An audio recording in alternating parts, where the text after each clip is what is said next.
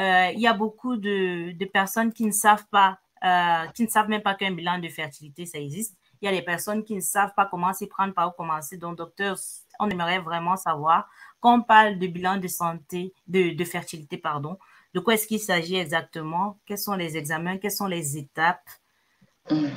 D'accord. Le Alors, première processus. étape, c'est quoi? Je vais d'abord repréciser c'est quoi l'infertilité parce qu'il faut d'abord qu'on revienne au contexte. Je reviens D'accord, encore sur la définition. d'accord, Selon l'OMS, je dis toujours selon l'OMS, on parle d'infertilité, on dit qu'un couple est infertile lorsque après 8 mois à un an de rapports sexuels fréquents à raison de 2 à 3 fois par semaine, il n'y a pas eu de bébé. Donc, vous êtes en couple, vous vivez sous le même toit. Ça veut donc dire que ça élimine déjà ceux qui vivent à distance. Si vous vivez à distance, vous n'êtes pas dans la même maison, c'est pas possible. Il faut qu'il y ait une cohabitation régulière. Donc, pour avoir au moins 2 à 3 rapports sexuels par semaine. Donc, si vous avez ça et au bout de 8 mois maximum, un an, ici, il n'y a pas eu de grossesse, ça veut dire qu'il y a un problème. Donc, quand c'est comme ça, rapprochez-vous d'abord du médecin. Parce que, comme vous dites, ce n'est pas vous-même qui devez aller au laboratoire dire je vais faire ci, je vais faire ça. Vous rapprochez du médecin et en première intention, d'abord chez la femme, le médecin va vous examiner madame, poser certaines questions parce qu'il y a les antécédents, comme par exemple, est-ce qu'il y a eu des avortements, est-ce qu'il y a eu des infections à répétition, aussi bien chez monsieur que chez madame. Est-ce que chez monsieur, par exemple, il n'est pas tombé quand il était petit sur ses testicules? Il y a tellement de questions, c'est-à-dire c'est comme une enquête, on vous ouvre un dossier, on fait une enquête, on recherche les antécédents. Dans ces antécédents et autres, ça va nous amener à demander certains examens spécifiques parce que les examens, ce n'est pas tout qu'on demande en même temps. Il y a les examens de première intention et d'autres qui sont en deuxième intention. Donc, en première intention chez la femme, d'abord quand elle arrive chez le gynécologue, on la consulte, on lui fait son échographie. Son échographie qui va nous permettre de savoir à quoi ressemble son utérus. Est-ce qu'il y a un souci dans son utérus? Est-ce qu'il y a un souci dans ses ovaires? Parce que la femme, en fonction de son âge, les ovaires ne sont pas les mêmes. Donc, en fait, c'est pour ça d'accord, que je dis aux patients que quand vous venez chez moi, je suis obligée de faire votre échographie. Elle est systématique. L'échographie, déjà, est opérateur dépendant. Ça dépend de qui vous fait l'échographie. Ça dépend de ce qu'on cherche quand on fait une échographie. Donc, il y en a qui arrivent qui disent que non, j'ai déjà fait l'échographie, je peux faire. Non, madame, pour que je puisse vous donner une réponse et vous examiner complètement, je vous examine, je dois systématiquement vous faire une échographie parce qu'il y a des renseignements que je vais chercher. Moi qui fais dans l'infertilité, il y a des éléments, des choses que je regarde d'une certaine façon. Plus particulièrement l'utérus. À quoi la tessue de l'utérus, c'est quoi? Elle ressemble à quoi la cavité? Est-ce qu'il n'y a pas un polype intracavitaire à l'intérieur? Est-ce qu'il n'y a pas des fibromes ou des myomes qui compriment peut-être la trompe? Ce sont des éléments que je veux savoir.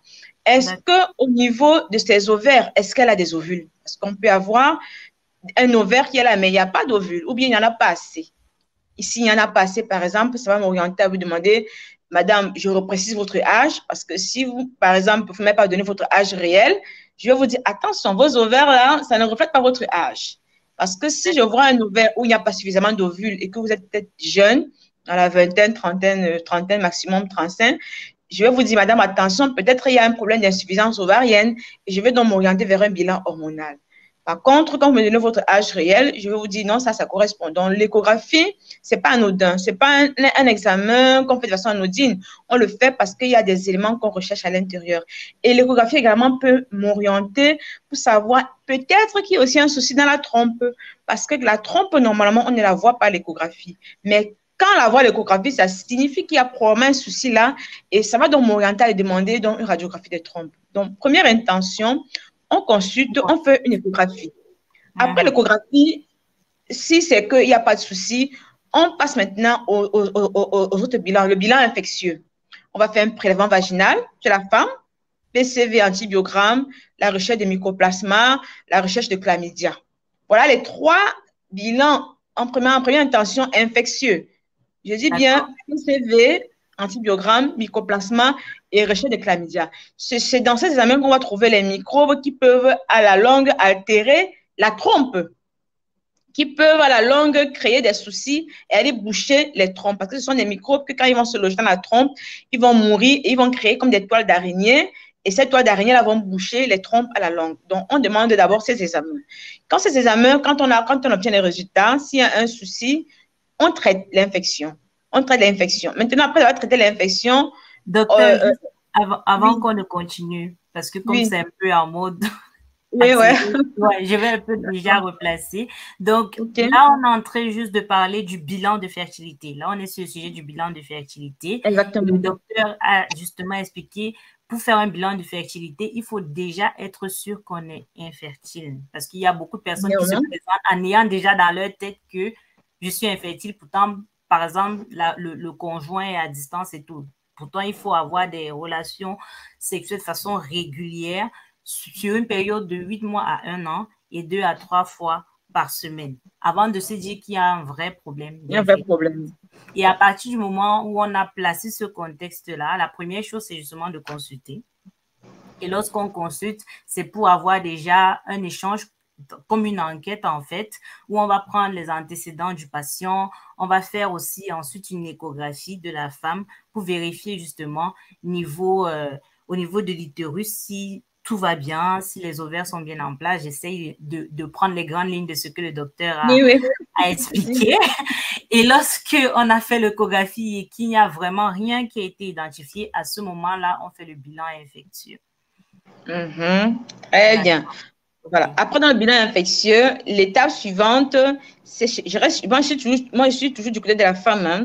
L'étape suivante, c'est de faire la radiographie des trompes. Beaucoup de personnes arrivent, on fait le bilan infectieux, et après, on demande par la radio des trompes. Comment est-ce qu'au bout d'un an, une femme qui a eu des rapports, elle n'est pas enceinte? Il faut qu'on regarde ses trompes, quelle que soit lambda. Et on doit regarder à quoi ressemblent ces trompes. C'est dans la trompe que la vie commence.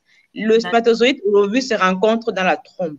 Donc, on doit toujours savoir à quoi, même si elle est jeune, même si elle a 22 ans, 23, on se dit non, ça va, ça va. Non, on a souvent plein de surprises, je peux vous rassurer. Donc, il faut demander une radio de trompe. Parce que même s'il faut plus tard stimuler cette femme, il lui dit on va vous accompagner en vous stimulant vos ovaires.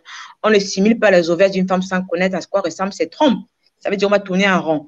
Donc, bilan infectieux, s'il y a un microbe, on le traite et après l'avoir traité, on demande une radiographie des trompes. S'il n'y a pas de microbes, directement, on passe à la radiographie des trompes. Voilà donc, le deuxième examen. Bilan infectieux et D'accord. après, radio des trompes. Voilà. D'accord.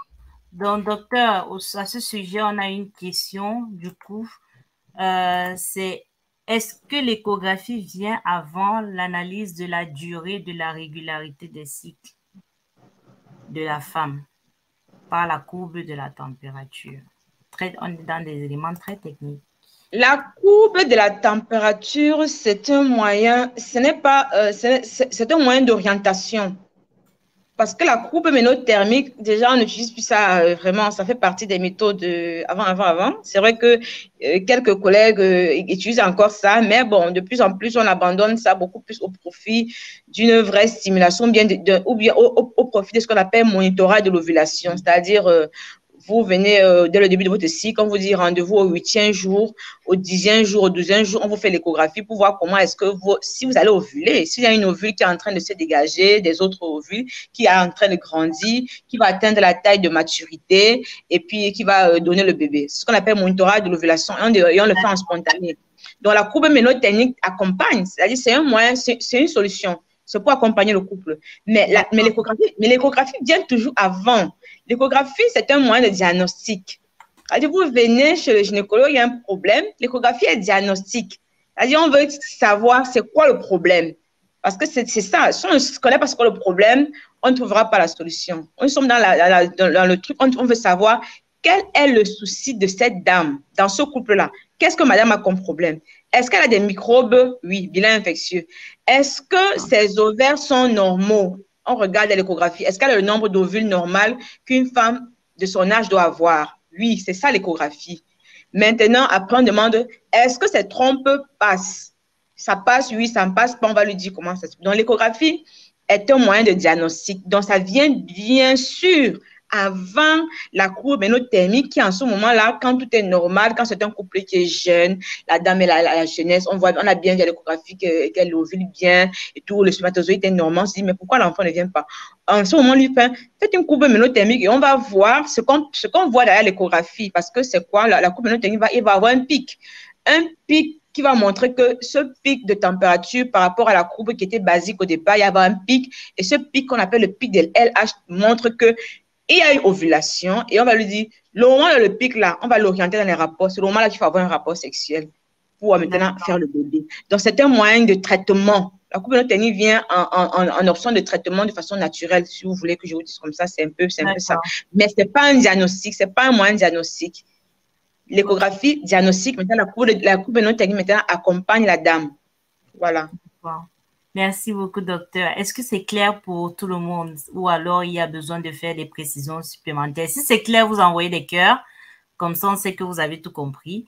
Et si ce n'est pas clair, vous précisez les éléments que vous souhaitez qu'on éclaire et on reviendra dessus. Il n'y a pas de problème. Donc, juste pour revenir en attendant, docteur, sur le contexte, on a dit la dame, elle doit consulter. Dès que la dame consulte, s'il n'y a rien au niveau de l'échographie de l'utérus, on fait le bilan infectieux. On essaye justement de faire un prélèvement de PCV, on vérifie antibiogramme, on vérifie une grosse plasma, s'il n'y a pas de problème, chlamydia, parce que ce sont des éléments justement qui vont être des facteurs de risque. Ensuite, si tout ça aussi, ça va bien, on va faire la radio des trompes pour vérifier justement qu'au niveau des trompes, il n'y a rien de bouché ou alors voilà. qui se passe mal. Voilà. Donc là, est-ce qu'à ce moment-là, on peut considérer que le bilan de fertilité est terminé ou alors ça va plus loin? Ça peut aller plus loin. Ça peut aller plus loin. Il y a vraiment toute une panoplie d'examens. Ça peut aller vraiment plus loin. Par exemple, et là maintenant, on a les particularités. C'est-à-dire, on va maintenant avoir cette dame-là à qui on a fait son échographie. On a trouvé qu'au niveau ovarien, c'est pas ça. On va lui demander un bilan hormonal. C'est-à-dire, le deuxième jour de ses règles, on va prélever pour voir est-ce que ces hormones-là sont normales. Est-ce qu'elle a un bon taux de FSH, de LH, de stradiol? Est-ce qu'elle n'a pas un taux élevé de prolactine? La prolactine, qui est cette hormone-là qui normalement vient, c'est l'hormone de la lactation. Donc, elle est normalement sécrétée quand la femme est sur le point voilà, exactement. Maintenant, l'effet inverse, c'est quoi? C'est que quand la prolactine est également très élevée, ça peut impacter l'ovulation. Donc, quand on a une hyperprolactinémie, ça bloque l'ovulation. Donc, on va regarder cette dame, on va dire, ah, est-ce que sa prolactine n'est pas aussi élevée? On va regarder ses ovaires. On va demander un bilan hormonal pour voir est-ce que la prolactine n'est pas aussi élevée et empêche cette dame d'ovuler. Parce que si vous n'ovulez pas, vous ne pouvez pas concevoir, bien sûr. Donc, ça, là, le bilan hormonal vient maintenant vraiment en troisième, quatrième intention. Et ça, c'est en fonction des patients. Ce n'est pas tous les patients qui vont demander un bilan hormonal. Donc, c'est vraiment au cas par cas. Comme je vous dis, il y a l'AMH, l'hormone antimullérienne, qu'on demande si vous recherchez la réserve ovarienne pour les femmes qui ont un certain âge, plus de 35 ans, qui viennent et puis on se demande, mais est-ce que vos ovaires produisent encore des bonnes ovules qui sont de qualité? On va vous faire un AMH pour savoir est-ce que, même si on vous stimule, est-ce que vous allez répondre à la stimulation? Et même si vous devez répondre, quelle est l'hormone qu'on doit utiliser pour vous stimuler? Quel est le dosage en fonction des résultats de l'AMH? Donc, voilà encore une autre étape. On peut encore aller plus loin. On peut aller jusqu'à faire ce qu'on appelle une hystéroscopie. C'est-à-dire, une femme, elle est jeune et normale, on ne sait pas pourquoi. Celles qui font, par exemple, les fausses couches à répétition. On va faire une hystéroscopie, c'est-à-dire prendre une caméra, envoyer à travers le vagin pour aller regarder l'intérieur de l'utérus, l'aspect de l'utérus, sa coloration. On peut même aller jusqu'à prélever un peu de la muqueuse utérine pour l'analyser, pour voir est-ce que la texture de la muqueuse utérine est bonne. Ça, ce sont vraiment les bilans un peu plus poussés, mais comme je vous dis encore, c'est vraiment au cas par cas. Il y a l'hystéroscopie. Et maintenant, il y a encore même la cœlioscopie. Il y a ce qu'on appelle les cœlioscopies diagnostiques. C'est-à-dire, on a fait radio de trompe, on n'a pas compris. Mais on va maintenant faire une chirurgie endoscopique, en cœlioscopie, pour regarder à l'intérieur, est-ce qu'il n'y a pas un tissu endométriosique qui est parti se greffer quelque part et qui empêche la femme d'être fertile. Et on va aller le faire un diagnostic pour voir peut-être brûler cette lésion endométriosique. Donc, il y a toute une panoplie d'examens, mais à partir d'un certain moment donné, ça dépend des patients. Ce n'est pas tous les malades qui le font. Maintenant, de façon classique, c'est échographie, bilan infectieux, radio des trompes. Voilà les trois éléments classiques pour toutes les femmes. Toutes les femmes qui viennent pour un bilan d'infertilité, c'est ça. Maintenant,